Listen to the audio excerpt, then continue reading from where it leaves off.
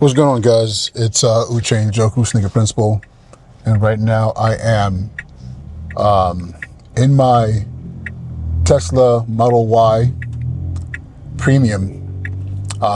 Just left school, heading to go meet up some friends. It is my birthday, so just nothing too crazy. Meet up with some friends for some food, some libations, and just be around loved ones, so it's been a great day. Right now I'm in the car and I set the FSD full self-driving mode on, and what I want to do in this episode is kind of like walk you through the experience. So far I've had a couple of conversations. I had a conversation today with my cousin who is getting to the point where she's ready to change her car. I have another friend of mine who is like, it's time for him to make that similar decision as well. And they're all saying the same thing. They've all looked at Teslas from a distance, like I did. And again, I am no expert by any means. A lot of the things that I know is coming almost 100% from YouTube. Let me turn this AC on. I was worried about the noise on the AC, but I'm like, it is hot. Fuente. Mucho fuente. So I don't know if that's the right thing, but I think that's hot. If I'm wrong, please correct me. But so this is what I have to say. Like right now I'm sitting in the car. I'm fully alert. I'm kind of like scanning the monitor, looking around me, and I would love to say I'm 100% comfortable with this experience right now, and I would say I'm a solid 85%, because again, it's going to take time for my brain to fully accept the fact that I'm given pretty much full control to the algorithm, the software, the car itself, to get me to where I need to go safely. Like right now, where I'm going to is roughly about 14 miles with traffic. Right now it's saying we'll get there by in the next 50 minutes. So this is going to be a 50-minute drive. Barring anything weird happening, it should be completely full self-driving there. I'm at 65% battery. It says by the time I get there, it'll be at 60, which means it's going to take 5% battery left to get me to for a 50-minute drive. Which means when I leave, I'm much closer from there to where I live. So it should be well under 5% to get home, and I get home, I plug the car in. But let's start from the beginning. In the morning, actually no, it starts when I get home. When I get home, I plug in my wall connector in, my charger. I have the wall charger I bought from Tesla. Like I shared before, my landlord and I split the cost of installation. And the great thing about it is that it was installed in a manner where the charge for the electricity is going straight to my apartment. So I've heard some places where they will say like, hey, if you want a spot that has a charging unit, you pay a flat fee. Maybe they might say it's $100 a month, $150 a month to have the spot because it has a charger on there, which for some people might sound like a great deal because, hey, I'm only paying $100, I'm paying $150 compared to what I'm paying in gas, which might be, $60, $70 a month. But with this setup here, because I split the cost for the installation, my savings is going to be going to how much I paid for this scenario, which should be about, I would say 6-7 months, should cover what I paid.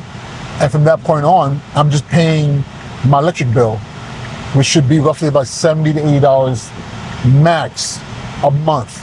That should see on top of what I already paid. But now I'm not paying gas. I'm not paying for any of the other incidentals that come with owning a gas car, about brakes and oil changes, things of that nature. But again, so at nighttime I plug my car in.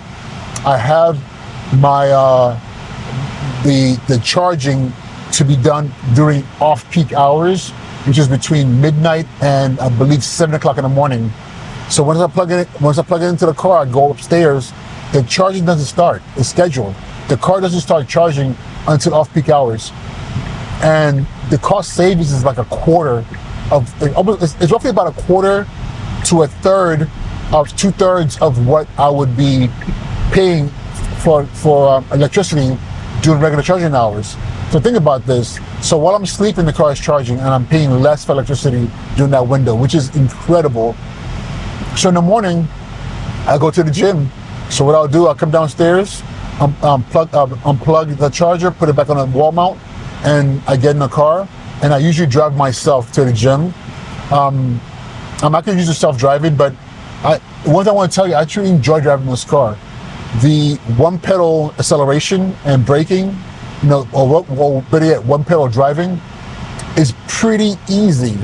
Somebody told me it's like driving a golf cart, but then I was like, oh, it's like driving it's like playing video games. When in video games, when you push that button, the car accelerates. When you put your finger off of it, it decelerates, right? Same concept. As soon as I take my foot off the car wants to come to a stop. And I can slightly modulate the pressure of my foot on the pad itself to either speed up or slow down or come to a full stop. If I'm in a scenario where I still need the extra support to stop, then I go to the brake. And by that time, I'm barely touching the brake and the car is coming to a full stop because it was already rolling towards a stop. And in the morning, I drive to the gym. The gym is roughly, I would say, less than 10 minutes from where I live with maneuvering through traffic. And there's really no traffic in the morning at 4:30 or 5 o'clock in the morning when I'm getting to the gym. And it's a very wonderful driving experience. But then in the morning going to work, I'll tell you what I do. I drive, and that's the other thing too, coming off where I live, because I live in underground parking for my building. So it's technically not underground, it's on the first floor, but the floors of my building don't start to the second floor. So I kind of drive up a slight ramp into the first floor parking, and that's pretty much what I call underground, because it's technically under the building. So actually I should say under the building parking. I pull in there, and because it's not I think that the car has to learn that route every single time. So I'm hoping at some point in time it will understand, that this is where when I get home, this is where the car goes into park, right? So that's one thing I do. But once I get into that ramp and the garage door opens, I go in there. There's 7 spots, and I'm the number 6. And as I'm pulling up, it's able to detect the empty spots. And every single time I pull up slightly past mine, out of the screen I hit the spot which is grayed out, but it says a P on there. That I hit it turns blue, and I just put my hands back, and it maneuvers itself into parking. It does a rear park into the spot. And so in the morning, so that's how I park when I get home. So in the morning, I just literally drive out of the garage. There was one time I did push the self-driving from my spot, and it took me out. My only concern is that there's a weird angle on the ramp down that is a flat drop. So if you make the turn way too wide, and I don't know if the car is able to detect they need to stay on the path, but if not, there's nothing there stopping it from kind of like coming off the ramp and kind of like having that one wheel fall. If that would happen, the bottom of my car would hit that corner and will probably damage the battery. I don't know if I'm describing it right. So what I do is I drive it off the ramp into the street, and it works out for me in the morning because I go straight to a gas station, which is 2 blocks down, to get my coffee. Not to get gas, but to get my coffee. And when I get my coffee, get back in the car, I hit that self-driving. From that point on, it's off to the races. It pulls off and drives, it gets into traffic. And from that point, and I shared this in the previous video, from the suburban streets of New Rochelle onto the 95. And from the 95, the car itself does its thing. It just drives down to the Bruckner. The Bruckner is always packed and crazy. It's maneuvering, doing its thing. Then I think exit 47 into the South Bronx. And from there, it maneuvers people, cars, bicycles, motorbikes, all the way. It gets to the front of the school. And from there, excuse me, it's been a long day. From there, I maneuver into my spot, but my spot is not a real spot. I actually have to climb onto the sidewalk to pull in to kind of like a little space that is, how do I describe it? It's kind of cut out. It fits 3 cars there, so I back into that space, and that's it. And it's that simple as far as the maneuvering part. And yes, are there times where I might have to take over? Yes, and that's the great thing about this. You're paying attention. You're noticing, wait a minute, what's going on here? And I've seen a lot of people do this. Oh, the car is a fail. The car is following a plan, and often that plan can be thwarted by adults, not adults. I mean, I'm coming out from the school building, by human beings in the street, how they're driving, or maybe something he doesn't understand or doesn't recognize, and I take over. And taking over has never been like, oh my God, I just took over the car is crazy. No, literally, the car is slow. Most of the times when you're taking over, the car is already slowing down. So all you do is grab the steering wheel and you turn it slightly, and you feel like it's like a baton pass. Almost like you feel, say, okay, you got this. You put your foot on the accelerator, or you ease off the accelerator, whatever you do, and you're fine. And the funny thing about it is, like I said earlier, I'm 80%, maybe more like 85, I'll be honest with you, if not maybe 90% comfortable with this. Because as I'm talking to you right now, I'm looking around me, I'm looking at everything that's happening, and the car's driving. Right now we're in the slow go of afternoon rush, and it's doing everything perfectly well.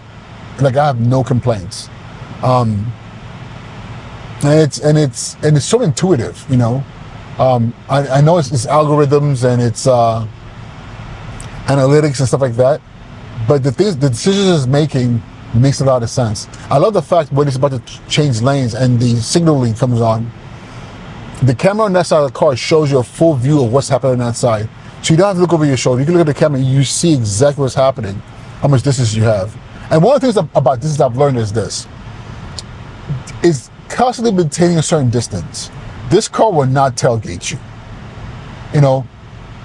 And the cool thing about that is, because it's so certain of what it's doing, other drivers, I think it kind of forces them to kind of be like, okay, this person's going to move the way this person's moving. And versus when I'm behind the wheel and somebody's honking, whatever the case is, I might slow down, I might speed up, because just to kind of give them a way out. But often that's how accidents happen. You find yourself in a position where you're making a decision, not because the decision is legal or it's the right move to make at that moment in time, it's because you feel like it's your only move, so to avoid or stop this person behind you from doing what they're doing that's causing you anxiety. So yeah, and I'm sorry, this is not a technical, cool conversation, but I think there's something to be said about, you know, the realities of using this technology that I think opens the door for us to really look at everything as that happens around you. Like, the UI on this, the user interface is amazing. Like, right now I'm looking at the screen and I'm looking at literally traffic move as it's happening around me. Every car that I see outside has a representation on the screen. Actually, let me see if I can just take this off right here. So I don't know if you can see that. Like, this is what I'm seeing right now. And like, look at what's happening outside. The black car is me, and it's showing me everything. See that semi-truck right there? It's right there as well. You know, that car sped up. See that gap right there? Same gap right there. So everything is properly positioned. But one thing is interesting, I know in front of this car here, this white truck in front of us, there's cars ahead of it, but the camera can't see that, so it's only seeing what it can see. You know, everything it's seeing is everything it can see. The camera on the side of the car, and then also the cameras on top. Again, I can't see all these cars. I can't pay attention to all these angles, but it's doing it for me, you know, which is making this a very safe experience. I don't know. Like, again, I want to share this because I want to inspire those of you who are like on the sideline wondering about this technology, if you should pull the trigger. But like I told my cousin earlier today, go for a test drive. You know, if your Tesla center, or I don't want to call it a dealership, it feels more like a center.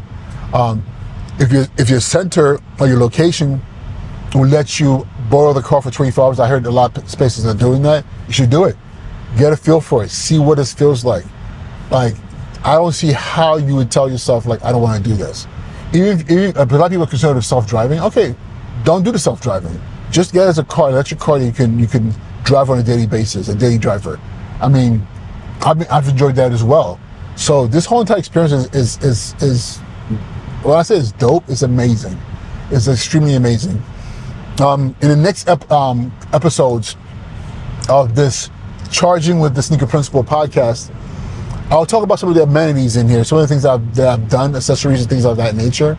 Because again, I love the fact that you can customize this in a way that's subtle, that makes sense, and gives you peace of mind as well. So yeah, with that being said, Uche and Joku Sneaker Principal, thank you for your time. Please subscribe, ask questions, share this content.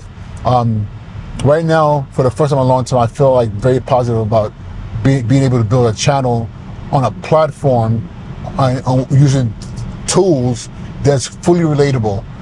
There's no in the world that most human beings are not driving, and even if you're not driving, think about being a learner and all the things that stop us from like fully embracing driving. Being a learner, getting your permit, getting your license, still be new to learning, and knowing that you have the technology here to support you in becoming a more proficient driver, or at least allowing you to take a break, so that, especially when you're riddled with anxiety of driving. All right, I'm still talking. Uche and Joku, Sneaker Principal. Talk to you soon, all right? Be well.